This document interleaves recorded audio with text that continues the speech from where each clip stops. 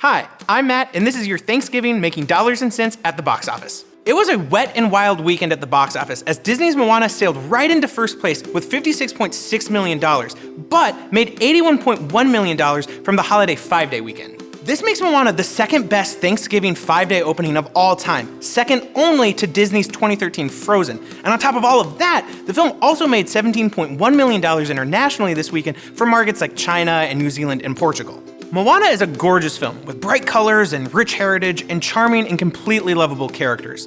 It's a story of a young girl named Moana, the daughter of a chief, who sets out on a journey that will take her far, far away from the only island she's ever known, so that she, along with the help of a demigod named Maui, can help restore balance and life to the ocean and save her people from the death and destruction that is consuming their homeland. This film is wonderful in almost every conceivable way possible. And yeah, an animated Disney princess film may not be your jam, but this film is really, really important. First, the film is set in a time and place that Disney really hasn't ventured to before. It dives into a lush and overflowing cultural heritage that has, for the most part, either been ignored or forgotten about for some time, and moreover, most of the film's voiceover actors are actually representative of this heritage and upbringing and this cultural identity, which is awesome. Don't get me wrong, I loved Kubo and the Two Strings, but I was disappointed to see a film that borrowed so much from ancient Japan's lures and beliefs and culture have a completely whitewashed cast. Charlize Theron, Art Parkinson, and Matthew McConaughey were all wonderful in that film, but it did leave something wanting. But then comes Moana, which boasts its racial diversity and its proper representation, and that is such a breath of fresh air. Guys, we need more movies like this. On top of all of that, this is the first Disney princess film in which our main female character doesn't need a love interest by her side to either complete her or to help her to become who she's destined to be. Arguably, Maui is just a sidekick. Yes, a fully fleshed out character for sure, but Moana is our hero. And the fact that this film has the absence of a romantic subplot is a true testament to the fact that a woman doesn't need to be someone's love interest or even be bothered by a love interest to somehow save the day. This is probably the number one reason why I like this film more than Frozen. Not that Frozen conformed to those same ideas, because they did try to poke fun at it and tried to break the mold, but Moana, without question, completely did that. If I ever have a little girl, I cannot wait to share with her this wonderful and beautiful story of a strong, independent woman who overcomes her fears and the unknown so that she can be the hero. If you haven't seen this film yet, please do so. This is a fun film that appeals to a wide range of audiences, more than just kids and families. And if we're all open to it, we can all learn a lot from this film. And honestly, I hope this is the first of many more films with stronger and stronger female characters and ever more evident and intentional ethnic diversity.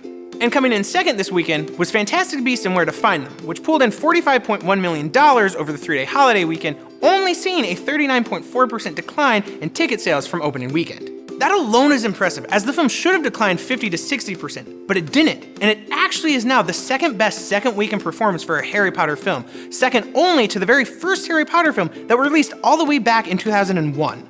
And jumping down to spot number 4, we find our second newcomer of the week, Robert Zemeckis' Allied, which only brought in $12.7 million over the 3-day weekend. This isn't great news in the slightest, given that the fact that the film does carry an $85 million production budget, only has a B rating on CinemaScore, and is sitting at a 62% of Rotten Tomatoes. For me, after seeing this film, I'm really not too surprised that it only brought in $12 million.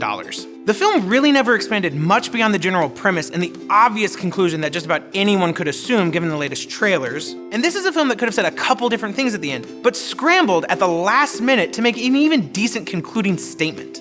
Allied is the story of two spies who fall in love while on assignment in Casablanca during World War II, get married after their mission is completed, start to settle down when they return home, have a baby, and then have their lives turned upside down when Max, played by Brad Pitt, gets unsettling news that his wife Marianne, played by Marion Cotillard, may not be who she says she is.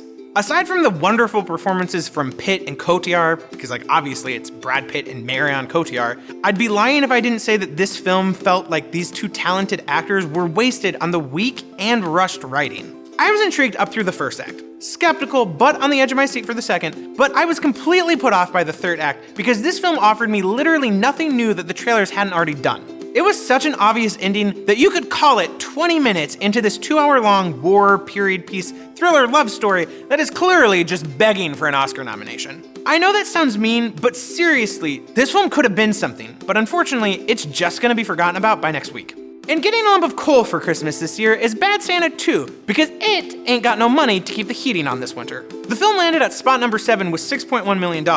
And while it had a budget of $26 million, it wasn't the worst film at the box office this weekend. That title belongs solely to Rules Don't Apply, which couldn't even crack the top 10 with a 12th place finish of $1.5 million from 2,382 theaters. This makes the Fox Searchlight film the 6th worst opening for any film releasing in over 2,000 theaters.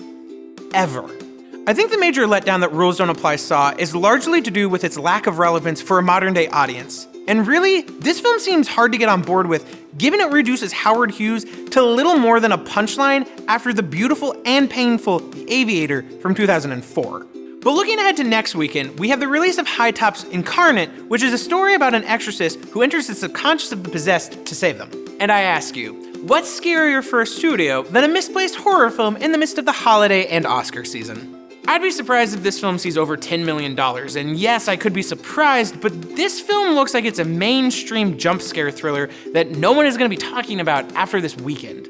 But if you want my opinion on a film that you really should go see this weekend, go see Focus Features Loving. It is a lower profile film that is still building up steam towards a national release, but I just saw it this weekend and I can't express enough how important this film is. It's the hard, real, and inspiring true story of Richard and Mildred Loving, who were an interracial couple from Virginia who, after getting married, were persecuted and ran out of the state by socially and lawfully enforced racism.